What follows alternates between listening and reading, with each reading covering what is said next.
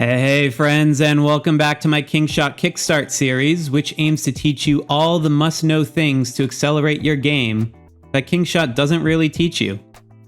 Today, we're going to be looking at one of the most important skills you'll need to know if you're in it for the long haul: how to read a battle report. I'm going to walk you through all the components of a battle report in detail, but this won't just be a simple explainer. Instead, I'm going to help you understand why the info matters and how you can use it to get the edge over your opponent. So let's dive in. First, we'll start off with the header at the top, which provides the date in local time, as well as the coordinates of the actual battle. The latter is a frequent point of confusion, since there are also coordinates underneath each participant in the battle overview below. This differentiation is important as these battle reports can be shared between alliances, and there may be certain terms to a non-aggression pact that are in effect based on where a battle is actually held. For example, attacking someone in their own alliance territory might be a no-go, while attacking them outside of that territory is acceptable. This battle report helps provide tangible proof of where the battle actually happened. You can also generally click on these coordinates to link you to a battle site, unless it's a specific event that has passed, like Swordland Showdown or Eternity's Reach. And if you ever see a number in front of the coordinates, this means it's located in another kingdom's domain. Sort of like visiting a foreign country in Google Maps, just with more burning towns and screaming cavalry. Finally, you'll also see an additional plunder window appear if it's an attack on someone's town that is not part of an instanced battle. For example, this tells you how many resources I plundered from my farm in a single attack. Okay, so let's now dive into this battle overview panel. Here you'll see the names, alliance tags, and profile pictures, as well as the home coordinates of the two main battle participants. This last point is important because it tells you where the participant's town is located at the time of the battle, and again with hyperlinks to each. This can help you quickly share the enemy's location to your alliance, so your alliance members can send their troops for a polite discussion with your attacker. Please note that your side of the battle is always on the left in blue, and the enemy is always on the right in red. This is true both if you are defending, as well if you are attacking. And the victory or defeat message in the middle will also be expressed relating to your side. Now underneath each side, you will see the power symbol icon with a negative number. This tells you how much power each side lost as a result of the combat. Please note that this does not mean permanent losses, as the figure can also include troops sent to the infirmary that are injured and temporarily removed from your account's power level until healed. Lightly injured troops are excluded from this power loss equation, which is an important distinction if you are defending an outpost or other PvP location, since the troops will not be eligible for the next battle. To better understand what the different types of defeated troop outcomes mean, check out my Ultimate Kingshot Combat Guide, linked below in the description. But I will say quickly, if you ever see someone who has actual losses present, it means either the combat took place at a site which has automatic losses, like a level 4 outpost or attacking a player's town, or someone's infirmary is full and they need to focus on healing soon. You will also see the numbers for squads and residents in this section. Simply put, squads tells you how many troops were actually engaged in the combat in total, and residence tells you how many uninjured troops remain at the end for the next battle. Please note that even if you're defending your own town where lightly injured troops are automatically available for combat again, they still will not show up in this residence section. Now if you're fighting a PvE target like a Terror or Rebel Bounty or Cesare and you lose the battle, then their number of residents will essentially tell you how close you were to actually defeating them. If they started with, say, 450,000 troops and only had about 10,000 residents left at the end, then this narrow difference tells you that you could be victorious if you tried again and your hero abilities triggered a little bit differently. For more information on how to beat PvE enemies that are stronger than you, then be sure to check out my Winning Unwinnable Battles video, linked below in the description. And then below this section, we get the rewards section. And just like Plunder, this window will not show up if the battle doesn't have any rewards, such as in PvP combat. If you're joining an Alliance members rally, it will also tell you how many daily rewards you are still eligible to receive that day, or if you have already exceeded them. And now we get into this bonus source window. Frequently this information is the same as the two combatants above, but not always. While the attacking rally bonus will always come from the rally leader, the defending rally bonus may come from a reinforcing hero that is not the garrison captain, depending on how other sources of stats and account investment falls. In this Swordland battle, one of my alliance members was the garrison captain and I reinforced them. However, the game's algorithm selected me as the rally leader for the bonus source purposes. Rally formation science is an entire rabbit hole I won't go into here, but you can check it out in more detail in my Kingshot Rally Guide, also linked below in the description. Now below all this, we get into the various pieces of governor gear and hero gear that each leader brings. You can tap on an individual piece of gear to get more details. This is one of the hidden values of battle reports.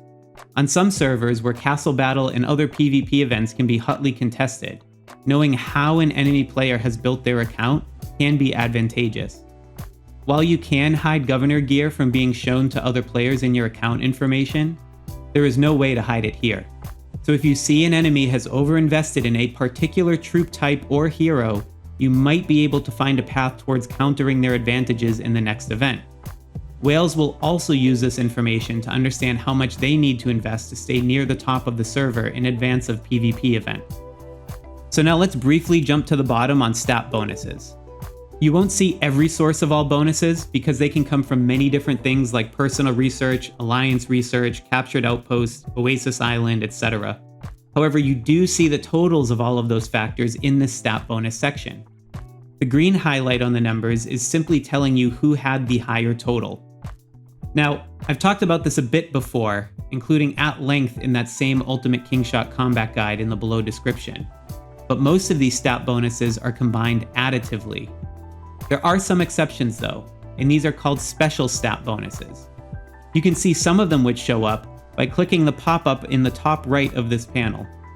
In this case, I only had some combat bonuses active from my combat pet skills. However, you will frequently see combat reports like this one which include consumable combat item bonuses here, as well as castle appointment buffs. These special buffs have an additive and multiplicative component in determining the total stats, so they're very important. The one category of special buffs you will not see in this window are the buffs from hero abilities that improve stats, such as Chenko's Stand of Arms.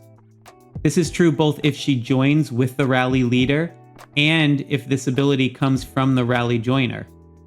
While her native stat increases, such as from stars and hero gear, will show up in this stat bonuses section. The effects of her abilities, however, do not. This is very important to keep in mind when evaluating total impact of stats and stacking certain hero abilities in a rally. So now let's go back up to that troop power comparison window that we skipped over. This panel tells you the total number, strength, and composition of troops that engaged in battle. You can see exactly how many numbers of each troop type engaged in the battle by the numbers at the bottom. You can also express this value as a percent of total troops for that side if you hit the arrow icon in the top right of the window. For each troop type below, you can see the mean average level of all troops on that side that joined. When True Gold levels have been released on your server, you can also tap each troop to see the mean average True Gold level.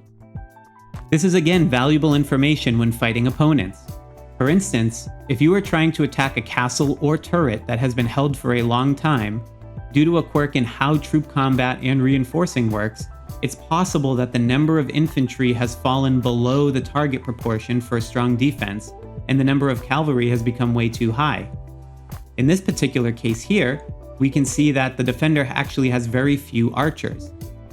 These could be indications for you to modify the troop formation of the next rally you send to take advantage of it. And you can see all this info in a battle report. Now there's an additional button at the bottom called Battle Details. Clicking this will bring up another window with more info on the battle simulation itself. It shows the abilities that came from each hero, but only for the actual rally leader's heroes, not the rally joiners. You can see how many times the abilities triggered across the total rounds of the combat simulation, and you can also see how many kills were attributed to each skill. To be honest, I don't really ascribe that much value to this kills column, since it only provides the ones that are directly attributable to abilities that increase damage that round. It does not, for example, allocate kills to abilities that create damage over time, such as Zoe's Sundering Wounds, or that have a flat stat bonus that persists the entire battle, like Zoe's Charisma ability. So I wouldn't over-index on this column for any sort of decision making. I think of this like seeing the calorie numbers on a fast food menu. Yeah, thanks for showing me, but I'm just going to ignore them. It's also more of a curiosity, but you can sort of back into how many rounds the combat went by looking at how often the abilities triggered. In this example, most of the 50% abilities triggered about 10 to 13 times, with a seemingly bad roll for our Zoe's Infinite Arsenal, which triggered only 5 times. So this tells you that the battle probably went somewhere in the high teens to low 20s number of rounds. This can be slightly helpful in understanding the impact of hero abilities, since low probability chance skills will have much more volatility towards combat outcome the fewer number of turns there are in combat. And lastly, even though they're not hero abilities, you will see counts for percentage-based troop abilities that show up in this section. So infantry skills under infantry heroes, cavalry under cavalry, and archer under archer. It's also worth noting that you do not need to have the average troop level be above the ability threshold for it to trigger.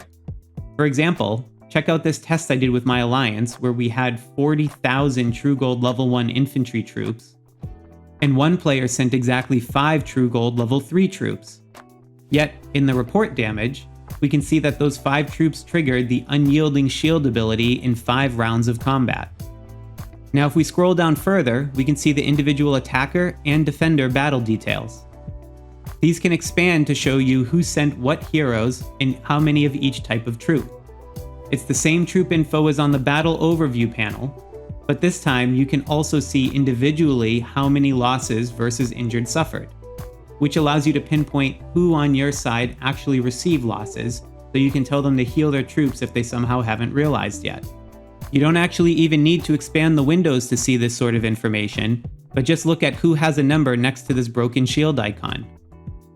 Unfortunately, there's no way you can see exactly which priority expedition abilities of which heroes were selected by the game's logic for composing the rally. However, you can kind of get a sense of this. The players here are listed in the same order as they were listed in the rally composition, for both defense and offense. So if you're later in the game and most players have all the usual hero skills maxed out, then it would be the abilities of the first position heroes of the first 4 rally joiners. But there's no way to confirm it, unfortunately.